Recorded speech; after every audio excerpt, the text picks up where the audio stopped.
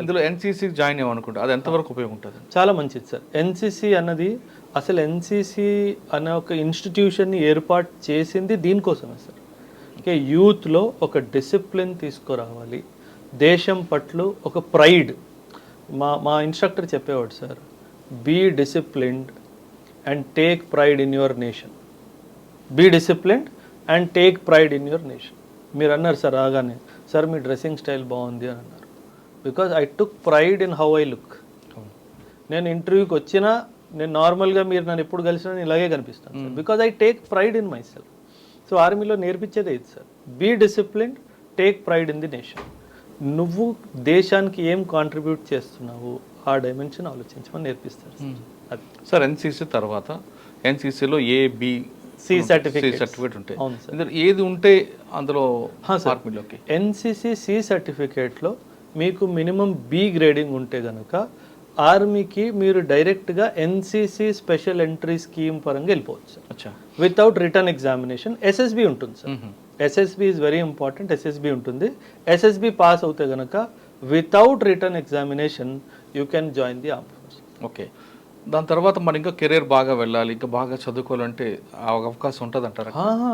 Sir, army engineering చేసిన పిల్లలు army వెళ్ళిన తర్వాత ఆర్మీ ఎంటెక్ చేస్తుంది సార్. ఓకే, నేను అదే చెప్పాను కదా, ఆర్మీలో డాక్టర్స్ వస్తారు, పీజీ చేయకుండా డాక్టర్స్ వస్తారు, వాళ్ళకి పీజీ చేయిస్తుంది ఆర్మీ. దేశం ఖర్చు పెడుతుంది మీ మీద. బికాజ్ వెన్ యూ లెర్న్, మీరు చదువుకుంటే దేశానికి కదా ఉపయోగం వచ్చేది. అవును.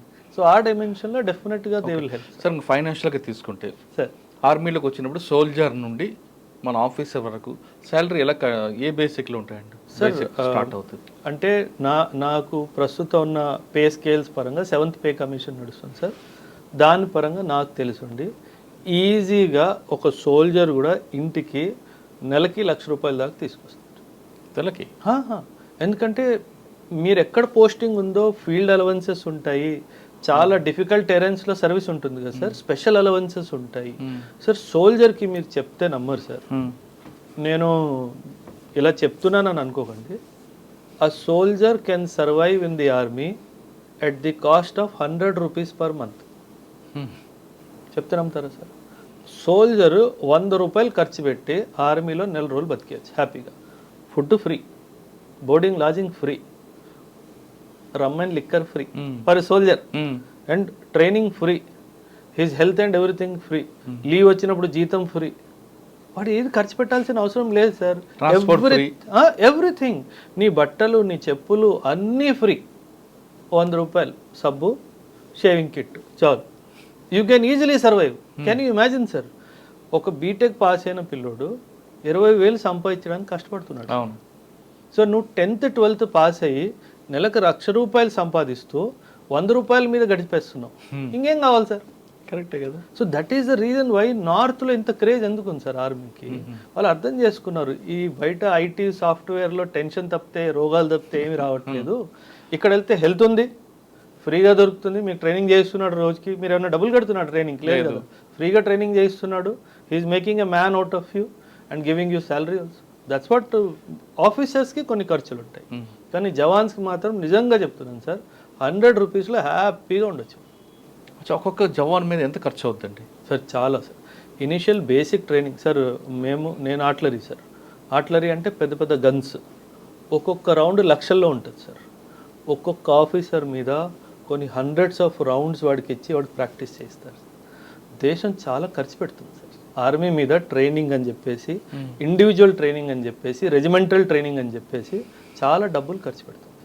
సో అది army and best 100% sir. Mentally, physically, emotionally, financially, spiritually, with patriotism భావన అన్నీ సార్. That's what. మీకు అన్హ్యాపీ సోల్జర్ దొరకడు సార్. సోల్జర్ సూసైడ్ కమిట్ చేసుకున్నాడు అంటే ఇంట్లో ఏదో జరిగింది. అక్కడ కాదు, లేదు. అంటే మిగతా మన ఏజెన్సీ పోలీసు చూస్తుంటే లేదు, ఆ స్ట్రెస్ తట్టుకోలేదు. లేదు, ఇక్కడ ఆర్మీలో మీకు ఎప్పుడు అట్లా కనిపించదు. ఎందుకంటే we talk to each other. అక్కడ ఫ్యామిలీ లేదు సార్, అందరే ఫ్యామిలీ. సార్, నేనే తమ్ముడిని, నేనే అన్నయ్యని, నేనే చెల్లిని, నేనే కూతుర్ని అన్నీ నాతో షేర్ చేసుకుంటాడు కాబట్టి లోపలే ఉండదు సార్. లోపల ఏం లేదు కాబట్టి హ్యాపీగా ఉన్నాడు. That's how it happens. Rare cases ఉంటాయి, ఒక 2 కేసెస్లో ఏదో మిస్బిహేవియర్ ఎక్కడో జరుగుతుంది, ఏదో లెవెల్లో తప్పితే ఆర్మీలో sir blind trust sir, simple sir.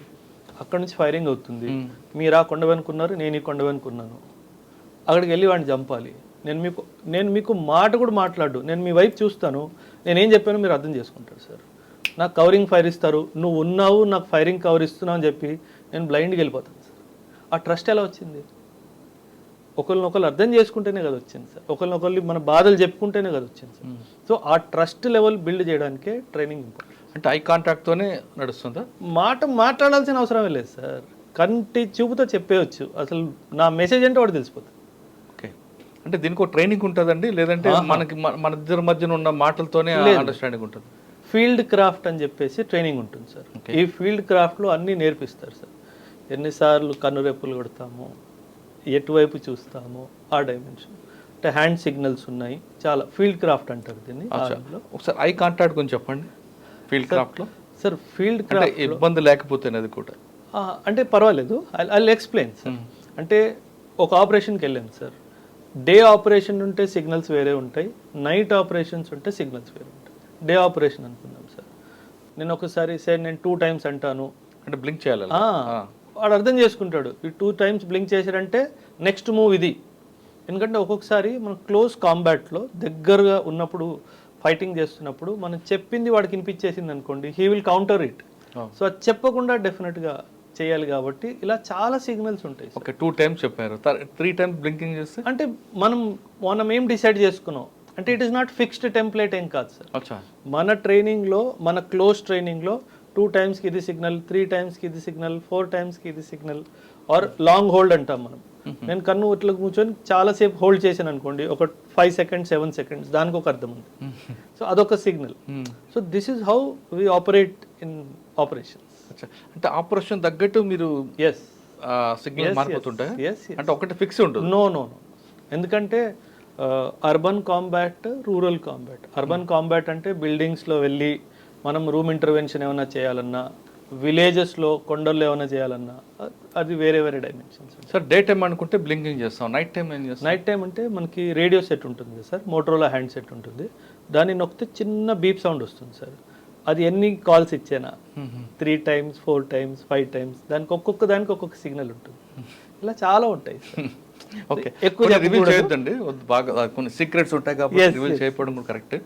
Sir తర్వాత మీరు వెళ్తారు, అందులో వస్తుంటారు. ఒకసారి మనం గత ఇంటర్వ్యూకి కంపేర్ చేసుకుంటే మీరు కొన్ని ఆపరేషన్ చాలా చూపించారు. అవును సార్, చెప్పారు, కల్లా కట్టినట్టు చెప్పుకొచ్చారు సార్. ఇప్పుడు అందులో కొన్ని మనం డిస్కస్ చేద్దాం.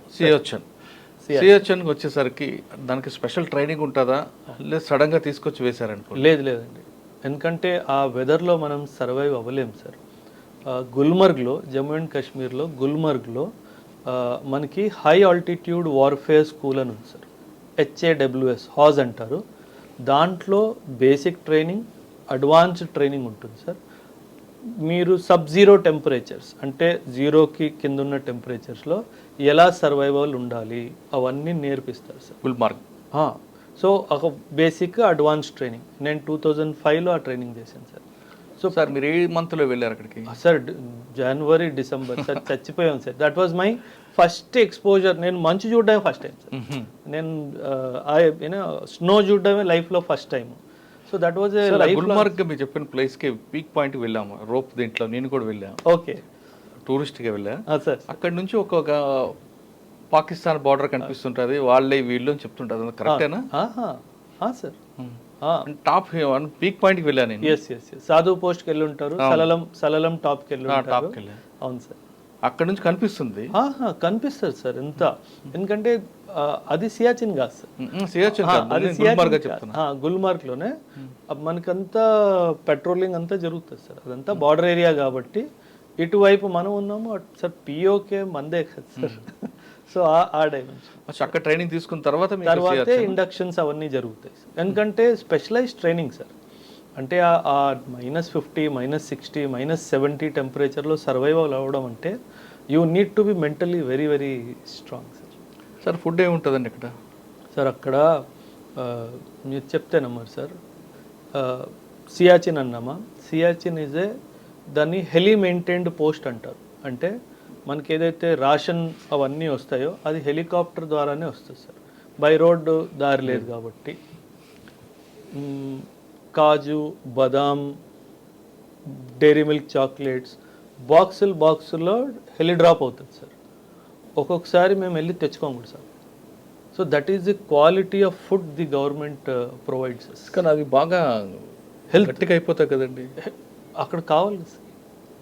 అక్కడ మనకి కుకింగ్ ఏం చేసుకుంటారు సార్, అక్కడంతా మనకి కెరో హీటర్స్ అని ఉంటాయి సార్, కెరో హీటర్స్ అని ఉంటాయి, పెట్రోమాక్స్ హీటర్స్ అంటే యూజ్ అండ్ త్రో స్టవ్స్ ఉంటాయి, చిన్నవి యూజ్ అండ్ త్రో స్టవ్, ఒకసారి యూజ్ చేసి దాన్ని పడేయడం అనమాట. సో దాంతో మనకు మెయింటెనెన్స్ అవుతుంది సార్.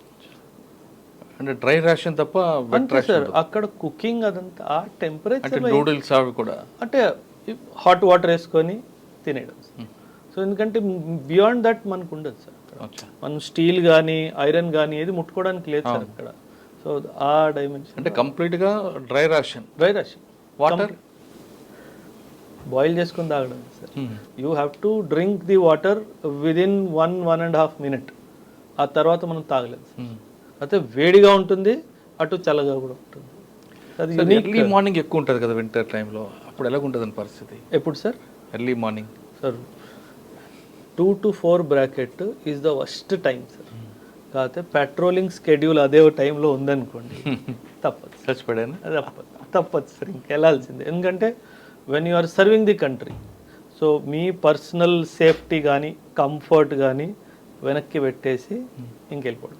సార్ 2 to 4 మధ్యన మీరు చెప్తున్న సార్ బ్యాడ్ పీరియడ్లో ఎన్ని కిలోమీటర్లు ఉంటుందని పెట్రోల్? సార్ ఆర్మీ పెట్రోలింగ్లో ఒకటి మనం గమనించాల్సింది ఏంటంటే, నార్మల్ మనం హైదరాబాద్ వెదర్లో 10 kilometers కూడా చేయొచ్చు, కానీ సియాచిన్ లాంటి వెదర్ మంచున్న ప్రదేశాల్లో 500 meters 1 kilometer రూట్ దొరికిందనుకోండి, అది it will take 8 to 10 hours. ఎందుకంటే మనం ప్రాట్ చేస్తూ వాక్ చేయాలి సార్. లోపల లోయ ఎక్కడుందో తెలియదు, పైన మంచి ఉంది. ఫుడ్ పెట్రోలింగ్ ఉంటుంది, వెహికల్ ఉండదు. అక్కడ వెహికల్ ఎక్కడ ఉంది sir? Everything is on foot. మీరు సియాచిన్లో రావడం కూడా హెలికాప్టర్ ద్వారా వస్తారు, వెళ్ళడం కూడా హెలికాప్టర్ ద్వారా వస్తారు. There is no by road or something. Sir మీరు అక్కడ పెట్రోలింగ్ చేస్తున్నప్పుడు టార్గెట్ కూడా ఎదురు వాళ్ళు కూడా వస్తుంటారు కదా? లేదు సార్, మన లేఅవుట్ ఎలా ఉందంటే సాల్తోరో రిడ్జ్ సార్, మనం హోల్డ్ చేసే Saltoro ridge. So it is not unlike Punjab border కానీ రాజస్థాన్ బార్డర్ కానీ వాళ్ళు ఇక్కడ దాకా వచ్చారు మనం ఇక్కడ దాకా వచ్చాము అలా లేదు సార్. కొండ ప్రాంతంగా సార్. సో మనం పైన ఉన్నాము, వాళ్ళకి సో ఆ డైమెన్షన్ మనం చూడొచ్చు. You can see the Pakistan post చాలా క్లియర్గా కనిపిస్తుంది. బట్ వాళ్ళు అక్కడ దాకా రావడానికి లేదు, కానీ వస్తుంటారు అప్పుడప్పుడు. They try sir. ఎందుకంటే 1984 వి occupied Siachen sir, operation Meghdoot. మనకి బాణాసింగ్ పరమ్వీర్ చక్ర అవార్డు చేశారు. ఆ స్టోరీ ప్రతి ఒక్క యూత్ గూగుల్లో వెళ్ళి ఆపరేషన్ మేఘ్దూత్ ప్రతి ఒక్క యూత్ చదవాలి సార్ బాణాసింగ్ గురించి. అప్పుడు నాయబ్ సుబేదార్ ఆయన 1984లో 457 meters సార్, ఇలాంటి cliff, ice cliff 457 meters without any equipment సపోర్ట్తో ఎక్కేసాడు. ఎక్కేసి పాకిస్తాన్ వాళ్ళు ఆల్రెడీ ఉన్నారు అక్కడ, దాన్ని ఖైద్ పోస్ట్ అనేవాళ్ళు, QUAID ఖైద్ post. Without any support పైకి వెళ్ళి గ్రెనేడ్ లాబ్ చేసి అందరినీ చంపేసి మన జెండా ఎగిరేసాడు. 457 meters. మనం ఫస్ట్ ఫ్లోర్ సెకండ్ ఫ్లోర్ ఎక్కడానికే మెట్ల మీద ఇబ్బంది పడతాము. 457 meters అంటే imagine, without any special equipment support. ఆయనతో పాటు ఇంకొక తను ఉన్నారు. వీళ్ళిద్దరూ 457 meters పైన ఎక్కి ఆ పోస్ట్ మన ఇండియా కోసం తీసుకొచ్చారు 1984. 1988లో బాణాసింగ్ వాజ్ అవార్డెడ్ పరమ్వీర్ చక్ర. నాయబ్ సుబేదార్ ఆ ఖైద్ పోస్ట్ని బాణా పోస్ట్ అని చెప్పి పేరు మార్చారు, ఆయన పేరు మీద పెట్టారు. ఇప్పుడుకొచ్చి operation Rajiv, so very important operation మేఘ్దూత్లో very important. So youth should have that spirit to serve the country sir. ఆ స్పిరిట్ ఎప్పుడు వస్తుందంటే డిసిప్లిన్. ఆ స్పిరిట్ ఎప్పుడు వస్తుందంటే లోపల నుంచి దేశం కోసం నేను సేవ చేయాలి అన్న భావన ఉంటే వస్తుంది. అది రావాలి, కమర్షియల్గా కాదు. లేదు సార్, కమర్షియల్గా సార్ మీరు అనొచ్చు మీకు జీతం దొరుకుతుంది కదా, ఆర్మీ వాళ్ళకి కూడా జీతం దొరుకుతుంది. బట్ సార్ అండర్స్టాండ్ 24 hours నేను అక్కడ సర్వీస్ చేస్తున్నాను. ఆర్మీలో 8 hours జాబు 10 hours జాబ్ కాదు sir, 24 hours job sir.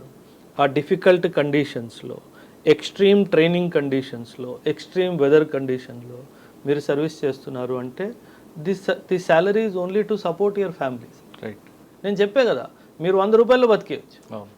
Siachen post లాగా అక్కడ మీరు సర్వీస్లో ఉంటే ఆ 100 రూపాయలు ఎవరు తీసుకెళ్ళిస్తారు? షాప్ ఉందా? గూగుల్ పని చేస్తుందా? ఏమీ లేదు. So understand this salary element is given to keep the family supportive. అచ్చా. ఫ్యామిలీ సపోర్టివ్గా ఉంటే వీడు కూడా ఫ్రీ మైండ్తో ఉంటాడు కాబట్టి మంచి పని చేస్తాడు అని ఉద్దేశం. సార్ ఆ పోస్ట్లోకి కొంతమంది పనిష్మెంట్ కూడా పంపిస్తుంటారండి. లేదండి, అది నాట్ ఎందుకంటే పనిష్మెంట్ కాదు సార్, యూనిట్ టర్న్స్ ఉంటాయి. ఒక్కొక్క యూనిట్ టర్న్ పరంగా వాళ్ళు వెళ్తారు. కొందరు సెల్ఫ్ మోటివేషన్తో చాయిస్ చేసుకుని కూడా వెళ్తారు. సార్ సాధారణంగా ఆర్మీలో పనిష్మెంట్ ఎలాగ ఉంటాయండి? చాలా ఉంటాయి సార్. పనిష్మెంట్ అంటే ఆఫీసర్స్కి వేరే ఫిజికల్ పనిష్మెంట్ ఉండదు సార్. ట్రైనింగ్ అయిపోయిన తర్వాత once you become an officer physical punishment ఉంటుంది. సోల్జర్ దగ్గర ఆఫీసర్ వరకు పనిష్మెంట్స్ ఎలాగ ఉంటాయి? ఫిజికల్ పనిష్మెంట్స్ ఉంటాయి sir. We call it RI sir, rigorous imprisonment అని చెప్పేసి ఒక మనకి ఇన్ఫ్యాక్ట్ మన లాలో కూడా, సివిల్ లాలో కూడా awarded 2 years of jail with simple imprisonment, awarded 2 years of jail with rigorous imprisonment. అంటే రాళ్ళు కొట్టించడము అలాంటి పనులు చేయిస్తారు, రిగరస్ ఇంప్రిజన్మెంట్. సివిల్లో, ఆర్మీలో ఎలా అంటే ఫిజికల్ పనిష్మెంట్ ఇస్తారు. రిగరస్ ఇంప్రిజన్మెంట్ అంటే బ్యాటిల్ లోడ్ మొత్తం తీసుకొని 5 kilometers 10 kilometers అలా ఫిజికల్ పనిష్మెంట్ ఇస్తారు సార్.